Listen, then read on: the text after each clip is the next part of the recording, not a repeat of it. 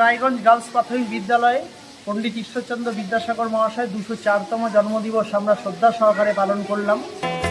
অবিদ্যাতে বিদ্যা দিলে, অশিক্ষাতে শিক্ষা, তোমার কাছে সবাই নিলাম জীবন গড়ার দীক্ষা।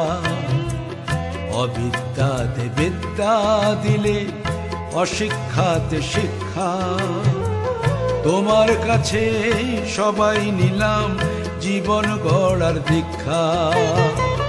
বিদ্যার সাগর তুমি, কান্ডারি ঈশ্বর, বিদ্যার সাগর তুমি, কান্ডারি। বিদ্যাসাগরের জন্মদিনে পঠন মেলার আয়োজন রায়গঞ্জ গার্লস প্রাথমিকের। বই পড়তে ভালোবাসতেন বিদ্যাসাগর, তাই ঈশ্বরচন্দ্র বিদ্যাসাগরের জন্ম শতবর্ষে তার প্রতি সম্মান জানাতে রায়গঞ্জ গার্লস প্রাথমিক বিদ্যালয়ে রিডিং ফেস্টিভ্যালের আয়োজন করা হয়েছিল বৃহস্পতিবার। মোবাইলের আসক্তি কাটিয়ে বই পড়ার নেশা করুক খুদেরা, এই বার্তায় তুলে ধরার চেষ্টা হয়েছে বিদ্যালয়ের পক্ষ থেকে।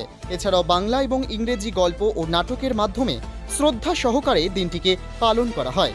বিদ্যালয়ের দায়িত্বপ্রাপ্ত প্রধান শিক্ষক গৌরাঙ্গ চৌহান জানান, এ ধরনের কর্মসূচির মধ্যে দিয়ে ছাত্রছাত্রীদের পড়ার প্রতি আগ্রহ বৃদ্ধি পাবে।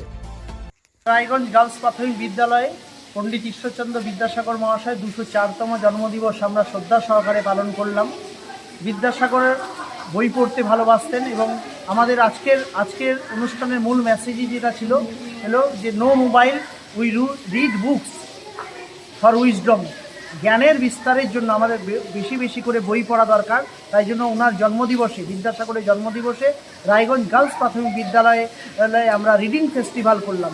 এখানে ছাত্রছাত্রীরা বিদ্যাসাগরের উপরে বিভিন্ন গল্প থেকে শুরু করে এমনি তাদের পাঠ্য বইয়ের বিভিন্ন গল্প বাংলা এবং ইংরাজিতে তারা পড়েছে, তারা পড়তে পারে কিনা, বাংলা এবং ইংরাজি খুব সুন্দরভাবে পড়তে পারে কিনা সেটার উপরে হয়েছে। এবং সুন্দর বিদ্যাসাগরের উপরে একটি নাটক হলো। আগামীকালও আমাদের অনেকগুলো নাটক এবং ডিবেট কম্পিটিশনও থাকছে। আমরা বিদ্যাসাগরের জন্মদিবসে আমরা রিডিং ফেস্টিভ্যালে আমাদের মেসেজ থাকছে ছাত্রছাত্রীরা সবসময় যেন মোবাইল ব্যবহার না করে, মোবাইলে যাতে বেশি না দেখে, মোবাইলের পরিবর্তে তারা যেন তাদের জ্ঞানের বিস্তারের জন্য এবং তাদের বুদ্ধির বিকাশের জন্য তারা যেন বেশি বেশি করে বই পড়ে এবং তারা জীবনে যাতে তাদের বিদ্যাসাগরের মতো একজন ভালো আদর্শ মানুষ হতে পারে, যিনি নারী শিক্ষা প্রসারে কাজ করেছিলেন, যিনি বিধবা বিবাহ প্রবর্তনের ক্ষেত্রে কাজ করেছিলেন, যিনি দয়ার সাগর ছিলেন এবং যিনি মহিলাদের জন্য, মেয়েদের জন্য বিদ্যালয় স্থাপন করেছিলেন।